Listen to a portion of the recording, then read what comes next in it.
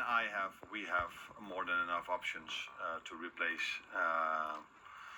if needed, a player at the centre-back position, because of course we've got Virgil, Joe and Ibu, and other options if needed.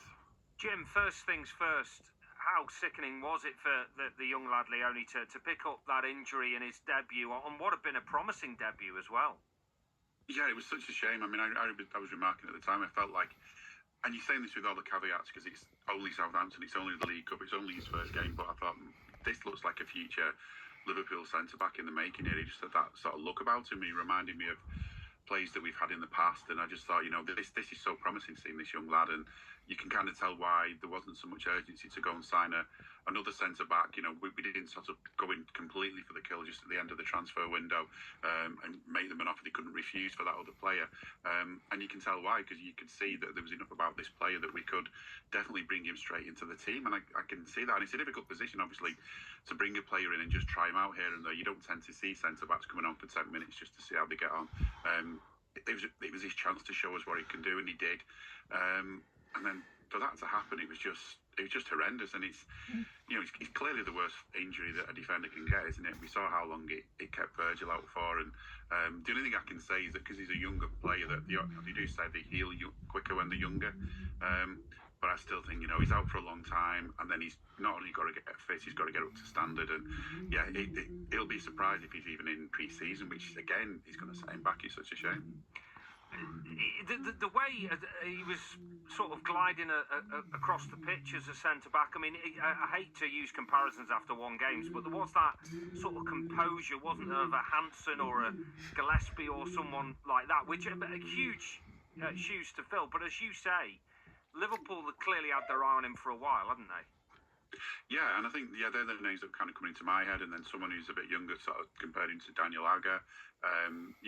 These are players that we've seen do well for us, and you felt like there's this player who's coming into it, and he's for his age, you wouldn't know that's how old he was or how young he was.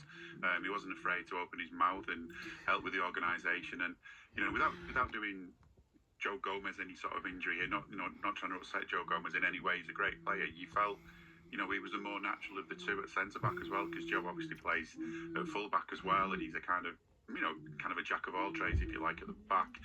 He just looked the more natural centre-back of the two, and it just felt obvious that given time he could definitely be a main starter, and he did. He sort of knew how to play the game, knew how we played, and they did attack from time to time, and I think he was there to just steady the ship. Does it change the Gahey situation at all? I think Slot has referred to the fact that maybe Endo or Andy Robertson could play there, but you're on a thin line now, aren't you, if there's any more centre-half injuries? Yeah, it feels like, Reece Williams was on the bench the other night, and, with all due respect, the last time we saw him play for Liverpool in the first team, we'd had one of these injury crises at the back, at centre-back, and we all sort of thought as fans at the time, never let us go through that again. And that's not to have a go at Reece at the time, because he was a young player. Clearly, he's only played out on loan a couple of divisions below. He's not ready to jump into the first team now, really, and play on a regular basis. I don't think from that basis, I've not seen him play enough to know otherwise. It's important then that you sort of have the cover, and yeah, Robbo could play there. Gravenberch could come back, Endo could play, but it always feels like it's a sort of piecemeal sort of thing. It's an emergency change, which you don't really want to do. It also means, we can't sort of look at resting Virgil as much as we'd like, resting Ibu as much as we'd like. So I do think that when it comes to my own view is when it comes to the January window, we almost want him to be up in Liverpool doing his New Year's Eve celebration so he can sign on the dot at a minute past midnight. So, maybe although Slot said we shouldn't be talking about this the day before we play them, maybe behind the scenes there should be some conversation so we can try and get that in place. Because, it's a long season, and by the time you get to January, that's when you're starting to feel the toll of some of these injuries on players. We need to really, in my view, get someone in then. He'd be a perfect player to come in then and just see us through the rest of the season.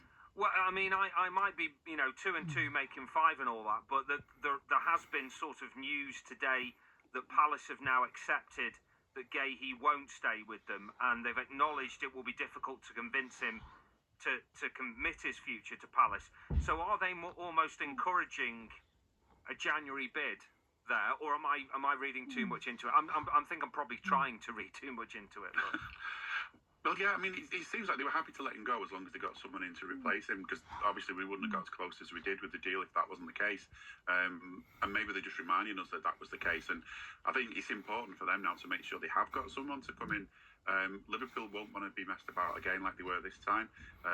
It's got to be a deal that's going to get done without any messing about. They've already talked terms with him. They've already done the medical with him. Maybe have an updated medical just to be sure. From our side, I think we're ready to go. I suppose the only thing then is the fee, and in a way, this happening to us maybe sort of lessens our bargaining power a little bit, because instead of us sort of saying, well, we'll pay 15, 20 for him, or we'll just wait till summer. They can maybe sort of say, well, maybe you want to pay 20, 25 for him. I just think we've got to look at the fact that whatever we pay for him, if we pay 25 million for him, say, we're getting a player worth a lot more than 25 million. He'd be worth a lot more than that to us. And even if he doesn't work out, you'll still make a profit on a player like that. It's just got to be, to me, the main business that we're looking to do now. I just don't want to go the rest of the season with just the main two centre-backs. And Joe, who, great player as he is, has also had his own run of injuries as well. So we just really need to get that strengthened up. At least it's October soon, more international break. So, January will be quicker than we realise, but I just thought we've got it in place. Jim, I've got a present for you. Here you go.